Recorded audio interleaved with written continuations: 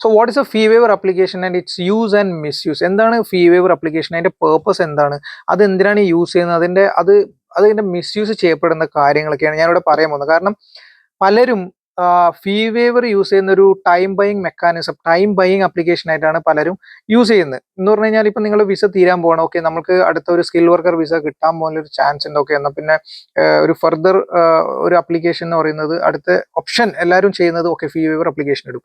ഫീ waiver application ഇട്ട് അത് refusal വന്ന് അടുത്തൊരു ഫീ വേവർ ആപ്ലിക്കേഷൻ ഇടും.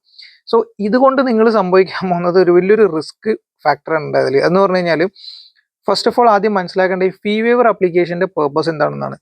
ഹ്യൂമൻ റൈറ്റ് ആപ്ലിക്കേഷന്റെ ഫീസ് എന്ന് പറഞ്ഞാൽ ഹൈ ആണ്, അത് വേവർ ചെയ്യാനുള്ള ഒരു ആപ്ലിക്കേഷൻ ആണ് ഈ ഫീ വേവർ ആപ്ലിക്കേഷൻ. അല്ലാതെ നിങ്ങളിപ്പോൾ ഒരു നെക്സ്റ്റ് ഒരു സ്കിൽ വർക്കർ വിസ ആപ്ലിക്കേഷൻ ഇടാൻ പോവാണ്, അതിന്റെ ഫീസ്, അല്ലെങ്കിൽ നിങ്ങൾ ഒരു PSW ആപ്ലിക്കേഷൻ പോകണം, അല്ലെങ്കിൽ ഏതെങ്കിലും ഒരു ആപ്ലിക്കേഷൻ ഇടാൻ പോകുമ്പോൾ അതിന്റെ ഫീസ് വേവർ ചെയ്യാനുള്ള റിക്വസ്റ്റ് ആപ്ലിക്കേഷൻ അല്ല ഈ ഫീ വേവർ. നിങ്ങൾ ഹ്യൂമൻ റൈറ്റ് ആപ്ലിക്കേഷന്റെ ഫീസ് വേവർ ചെയ്യാനാണ്. കാരണം ഇപ്പൊ സപ്പോസ് നിങ്ങളൊരു further leave to remain application based on child, based on parent, അല്ലെങ്കിൽ നിങ്ങളൊരു സ്പൗസ് വിസ എക്സ്റ്റെൻഡ് ചെയ്യാൻ പോകണം, അപ്പൊ അതിന്റെ ഫീസ് എന്ന് പറയുന്നത് അറൌണ്ട് 3900 പൗണ്ട് ആണ്. ചിലപ്പോൾ നിങ്ങളുടെ സിറ്റുവേഷൻ അനുസരിച്ച് ഇപ്പൊ ആ ഫീസ് ബെയർ ചെയ്യാൻ പറ്റാത്തൊരു സിറ്റുവേഷൻ ആണെങ്കിൽ obviously you can submit fee waiver application. അതുപോലെ തന്നെ കണ്ടൊരു സിനാരിയോ എന്ന് പറഞ്ഞു കഴിഞ്ഞാൽ ഫീ വേവർ 1, 2, 3 പ്രാവശ്യം ആപ്ലിക്കേഷൻ സബ്മിറ്റ് ചെയ്ത് ഇപ്പോഴും അതൊക്കെ അത് ജെന്യൂൻ ആണ് എന്ന് വിചാരിച്ചിരിക്കുന്ന ഒരുപാട് ആൾക്കാരുണ്ട്. നിങ്ങൾ ആദ്യം മനസ്സിലാക്കേണ്ടത് ഫീ വേവർ ആപ്ലിക്കേഷൻ ഒരു പ്രാവശ്യം സബ്മിറ്റ് ചെയ്യാൻ പാടുള്ളൂ. നിങ്ങൾ രണ്ടാമതും ഫീ വേവർ ആപ്ലിക്കേഷൻ സബ്മിറ്റ് ചെയ്ത് കഴിഞ്ഞാൽ നിങ്ങൾ പ്രീവിയസ് വിസ എപ്പാണോ തീരുന്നത് അത് മുതൽ നിങ്ങൾ